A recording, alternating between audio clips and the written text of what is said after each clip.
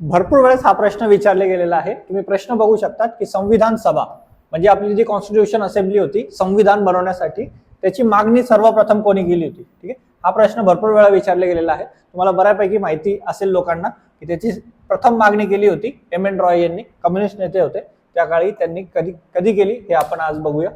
त्यानंतर 1927 मध्ये एम.एन. रॉय यांनी सर्वप्रथम संविधान सभेची मागणी केली होती आणि तिथूनच आपण संविधान सभेचा पाया रचला गेला असा कन्सिडर करतो। त्यानंतर काँग्रेसने अधिकृतपणे औपचारिक मागणी 1935 मध्ये केली होती।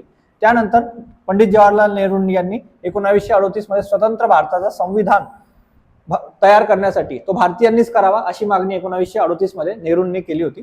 त्यानंतर कायद्याने आपण बघतो की 9 डिसेंबर 1946 मध्ये अप्रत्यक्ष निवडणुकीद्वारे संविधान सभा आपली तयार झाली होती आणि त्या संविधान सभेत टोटल एकूण सदस्य संख्या होते तुमचे 389 आणि भारताच्या फाळणीनंतर ती सदस्य संख्या घटून 299 झाले होते।